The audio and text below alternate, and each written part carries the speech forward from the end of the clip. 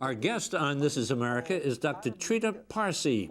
Dr. Parsi is the founder and president of the National Iranian American Council, and his new book is titled A Single Roll of the Dice, Obama's Diplomacy with Iran.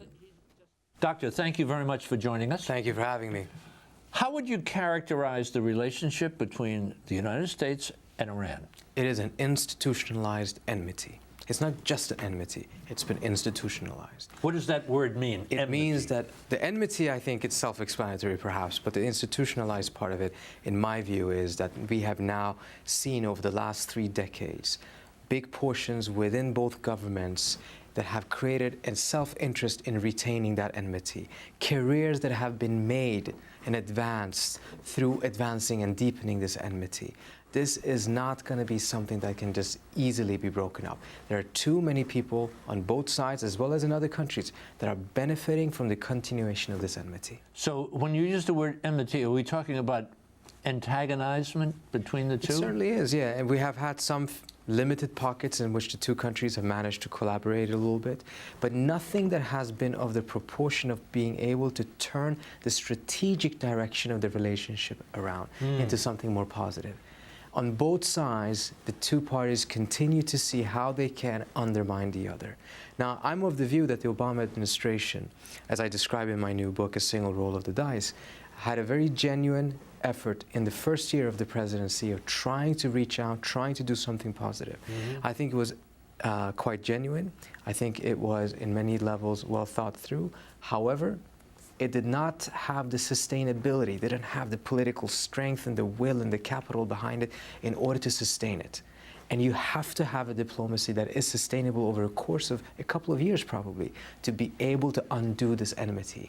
30 years of enmity, it's not going to be undone by 3 weeks of diplomacy. Let me go, I tried to frame this question in my mind several ways. And I can't think of the right verb to insert into the question. But basically, what's Iran's beef with the United States? What's United States' beef with Iran? Oh, it's a long list. It's a very long list. I think from the U.S. side, the history kind of begins in 1979 and the hostage crisis. In the minds of most Americans, that's the point in which awareness of Iran really becomes quite stark. And then throughout that period, you've seen the Iranians taking a very strong anti-American position in the region, challenging the United States regionally as well as outside of the region at times, challenging and questioning American leadership globally. There's been support for terrorism. There's been support for groups that are also equally anti-American. On the Iranian side, I think the history kind of begins in 1953, because that is when the United States, together with the British Secret Service, did a coup against the democratically elected Prime Minister of Iran, Mohammad Mossadegh. And it's at that point that a lot of the grievances on the Iranian side against the United States begin. And then through the course of time, it has deepened as well.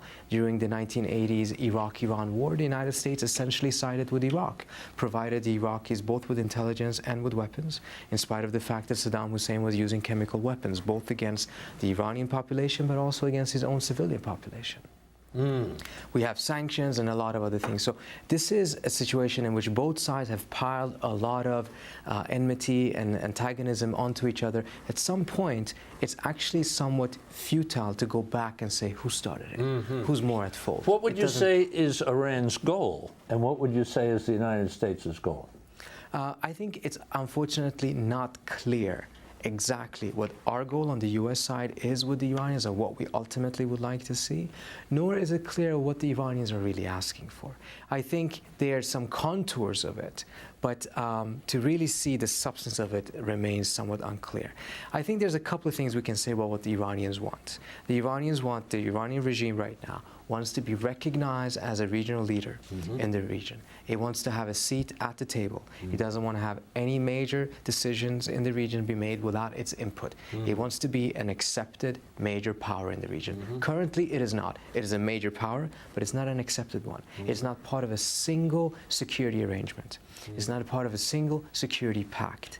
It is as alone as it possibly could get. It does not have access to any what we would call legitimate avenues of influence. So they want to be recognized, they want power, they want to be a player at the table. What does the United States want?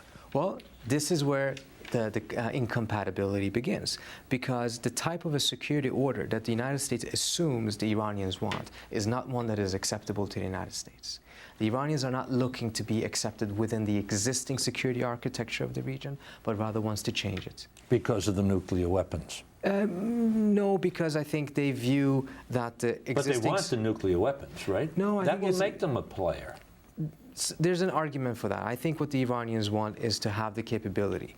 The decision as to whether they should build a bomb or not, even the U.S. intelligence community is in agreement on that point. There's not been a decision made to build it.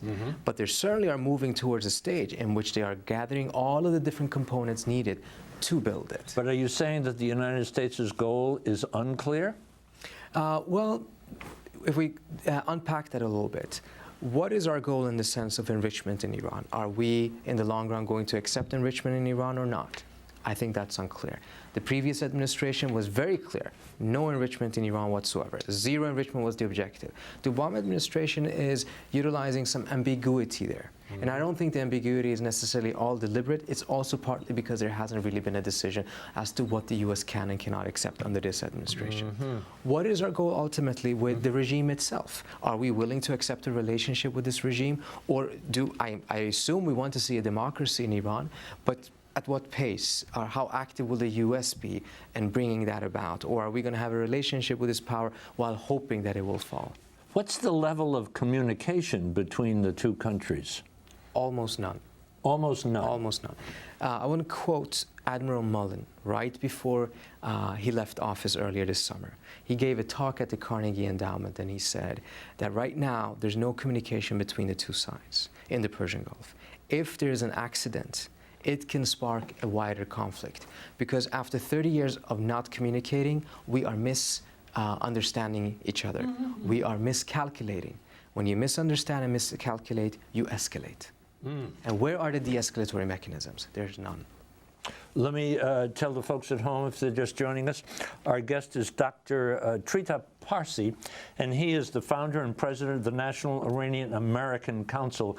His background, born in Iran, educated and raised in Sweden, came to the United States as an adult, and PhD from Johns Hopkins University under Francis Fukuyama. We'll learn about the National Iranian American Council as we go along. Sit tight on the other side. This is America. This is America is made possible by the National Education Association, the nation's largest advocate for children and public education. The American Federation of Teachers, a union of professionals. The Singapore Tourism Board, there's something for everyone. Singapore Airlines, a great way to fly. Punsan Corporation, forging a higher global standard.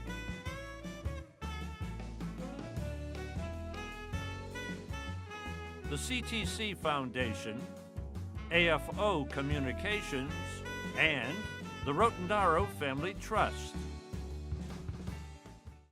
Let's go inside Iran for a moment. What's the population of Iran?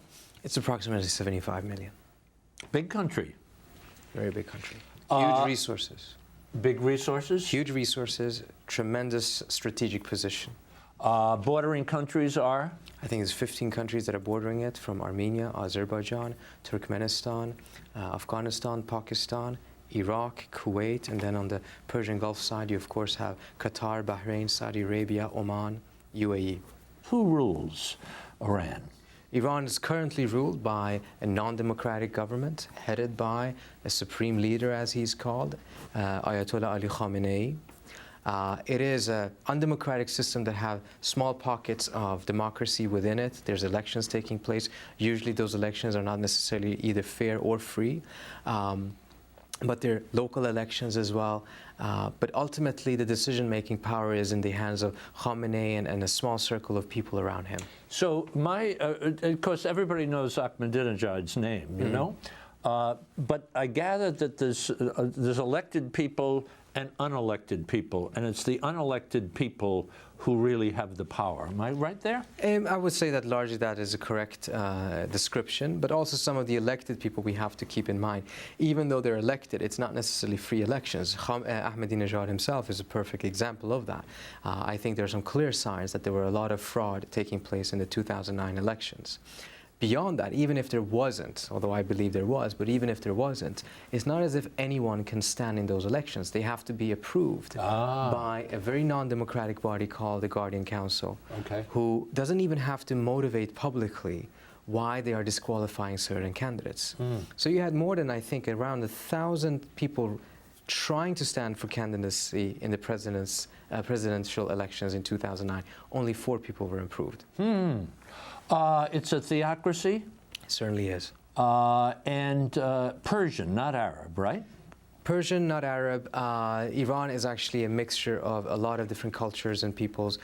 Persians are a majority, but there are also several different other ethnic groups, religious groups. Iran is the country in the Middle East that hosts the largest Jewish community in the Middle East outside of Israel itself. An ancient Jewish minority dating back around 2,500 years. Power struggle going on inside Iran? A very intense, in fact, a very paralyzing power struggle is currently going on in Iran, which has further made it difficult to actually pursue negotiations. Where would China, Russia, Turkey, the Arab world fit into the picture as we take a look at Iran? I know I've just thrown everything at you there, but... Many of the Arab countries, Saudi Arabia in particular, are very concerned that if the United States were to negotiate with the Iranians and find a new strategic relationship with the Iranians, this would come at the expense of both Saudi Arabia as well as of Israel. So there's not a lot of regional enthusiasm for resolving U.S.-Iran tensions.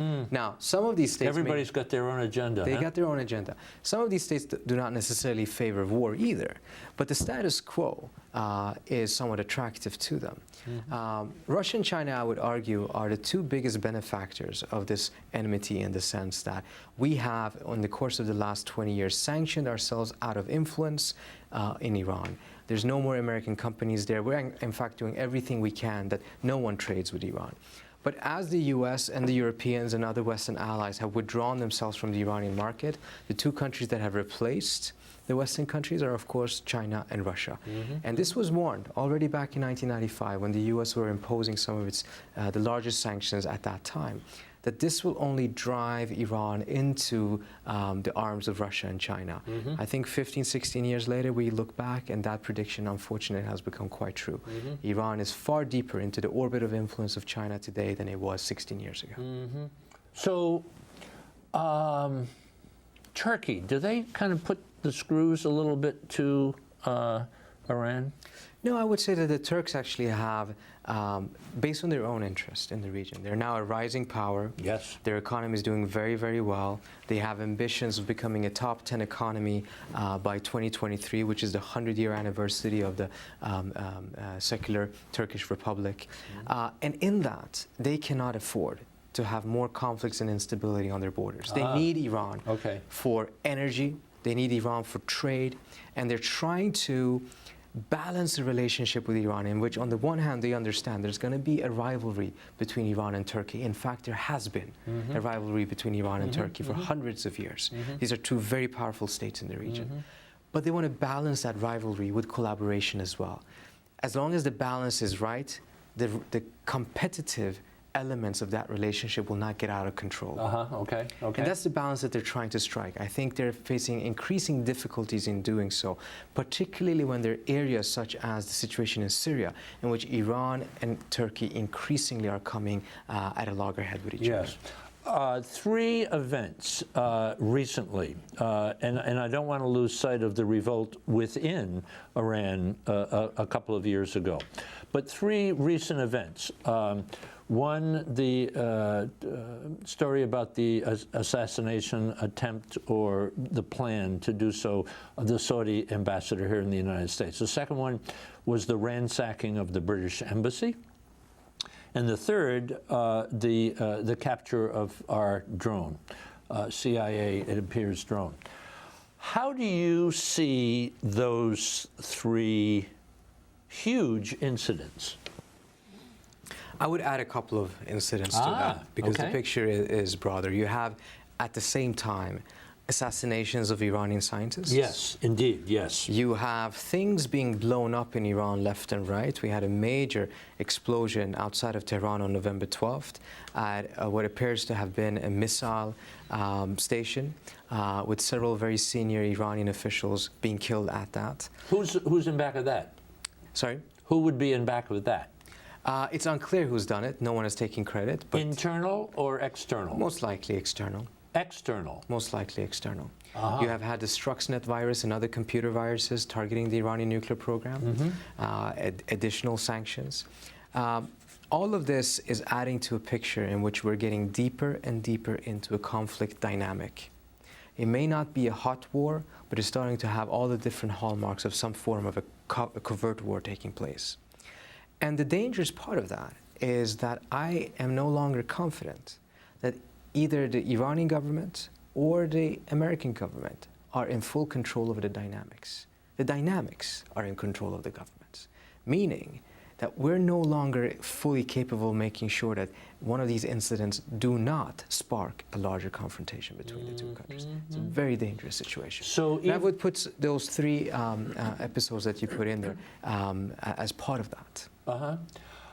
President Obama, his response was first no response about the drone, and then it was kind of give it back to us. That doesn't seem like a very strong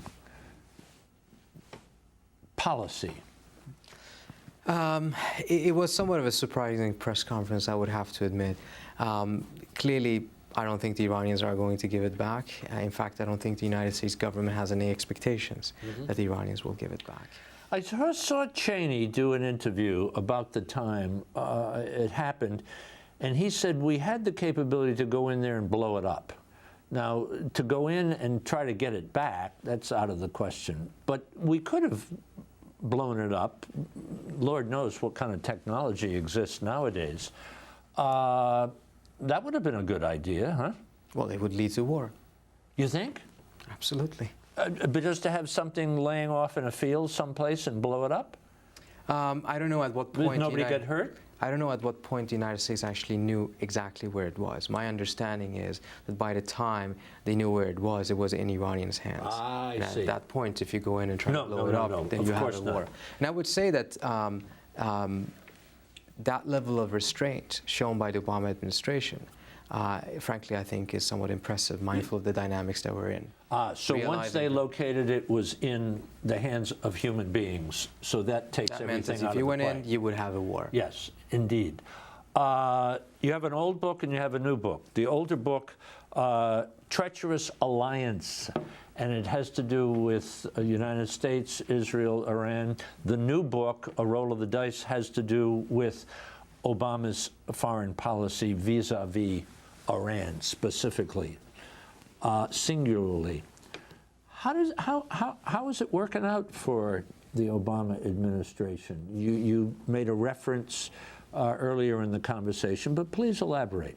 I think the Obama administration's own assessment is that as a result of their diplomacy, they have managed to get a far stronger international coalition and consensus against Iran. So we have far greater sanctions, far greater isolation of Iran than the Bush administration managed to muster. Because the Bush administration's relations with many different powers was not particularly positive, and as a result, there was a lot of resistance going along. I think on a technical point, the Obama administration is right. As a result of their attempt at diplomacy, they have had greater success in being able to get greater amount of sanctions and greater international buy-in. The point in which I find that point nevertheless to be of less importance is because it's not bringing us closer to a resolution. I think the biggest mistake from the US's side was that once the Turks and the Brazilians did manage to intervene, negotiate with the Iranians and get the Iranians to put their signature on a deal, at that point, the Obama administration was so deep into its sanctions drive, so it chose to continue. What deal are we talking about? In May 2010, the Brazilians and the Turks, and I explained this in detail in the book, including interviews with the negotiators, negotiated with the Iranians and got them to agree to a deal that in essence was following the same benchmarks as the deal the U.S. had put on the table only a couple of months earlier when it negotiated with the Iranians. At that point, the Iranians did not come around and give a yes to that proposal. A couple of months later, however, after the mediation of Turkey and Brazil, the Iranians did. Some things had changed, but bottom line is the deal that the Turks and the Brazilians managed to get, called the Tehran Declaration, followed a letter that President Obama had sent to the leaders of Brazil and Turkey only 3 weeks earlier. But by that time, the Obama administration was so deep into the sanctions drive, 2 days before the negotiations took place in Tehran, China and Russia had just come around to agree to the sanctions. And between the sanctions and the deal, it chose the sanctions. When they say all options are on the table, is it worth going to war to prevent Iran from having nuclear weaponry? When you think of Pakistan, India, Israel? I think it would be a very negative thing for the Iranians to get a nuclear bomb. But I think in some ways that question is a very important question. It's a question that is essentially asked in Washington every day. Is still a premature question. Because to actually entertain that question means that we have exhausted diplomacy. Yeah, now. My assessment, as presented in the book, that is not the case. If you were President of the United States, what would you be doing differently than is being done now, especially when you say the communication between the two sides is practically non-existent or non-existent? This is a very daunting task. It takes two to tango. And I have significant sympathies with the administration in the sense that it's not going to be easy to negotiate with the Iranians. However, to negotiate over an issue like this, comparing it to previous negotiations that the U.S. has succeeded with, they take at least 4 years. I would say that in order to choose a diplomacy path, one cannot just adjust to the existing political space for such a policy. You have to actively go out there and create more space for it. The Obama administration did not do that. They tried to... What should they be doing? They should be going out straightforward and saying that we can resolve this diplomatically, but it's going to take time. We need political space, and there would be a strong pushback against all of those elements, whether they are in Tehran, in Israel, in Congress, who have an institutionalized interest in sustaining this conflict. Are there people in Iran who are willing to talk in a power position? Yes, there are, but there are also people in Iran, similar to in Washington, who are doing everything they can to prevent that from happening. Sanctions. Why not just cut off the exports and the imports, the oil and the gasoline? Why not go after the central bank and really ratchet that Well, it one seems up? like the U.S. to a certain extent is doing exactly that. Congress just passed a bill in which they want to sanction the central bank. The problem, of course, is that if you actually take all of the Iranian oil off of the market, not just because of demand and supply, but also because of the risk premium, you're going to drive up oil prices significantly. For every dollar that goes up, the Iranians actually make more money based on whatever they can still sell. And they can still continue to sell oil to the Chinese and the Russians and others. But most importantly, perhaps looking at it from an American perspective, for every dollar that goes up, gas prices in the U.S. go up. For every dollar that the gas prices go up, we actually kill jobs in this country. We're in a position in which we need to create jobs. We're not going to be able to create jobs if energy prices soar. Tell me about the National Iranian American Council. It's an organization, an educational organization that I and a few others founded back in 2001. It came out directly after the 9/11 attacks, the terrorist attacks, in which several of us who had been involved with the Iranian American community in the United States were kind of taken aback by the fact that the community overwhelmingly was opposed to these terrorist attacks, but had such great difficulty collectively voicing that, voicing their strict opposition to it. What do you say your mission is? Our mission is to ensure that the Iranian Americans contribute to the democracy in the United States and that they are as much part of the political process as they possibly can be. Do people come to you and consult with you? From where? Our U.S. government? Oh, of course, yeah. I'm in contact with the U.S. government as well as other Western governments. Our organization produces a lot of analysis on what is happening in Iran, as well as the dynamics between Iran and the outside world. Optimistic or pessimistic? I'm not particularly optimistic in the short term. I think 2012 is going to be an increasingly tense and dangerous year, in which, unfortunately, because of the political climate, both in Tehran and in Washington, and in Israel, incidentally, something very, very bad can happen. If you can ride out 2012, I think some opportunities may emerge to be able to resolve this, or at least move in a direction of resolving it. But 2012 is going to be a very, very decisive year. Doctor, we're at the end of our time. Thank you for the education. Congratulations on the past book and the new book. Thank you so much. Thank you for visiting with us. Thank you. Thank you. For information about my new book, The Chance of a Lifetime, and online video for all This Is America programs, visit our website, thisisamerica.net. This Is America is made possible by the National Education Association, the nation's largest advocate for children and public education.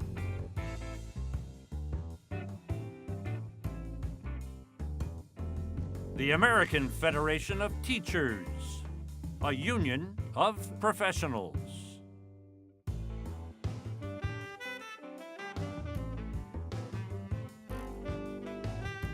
Punsan Corporation, forging a higher global standard.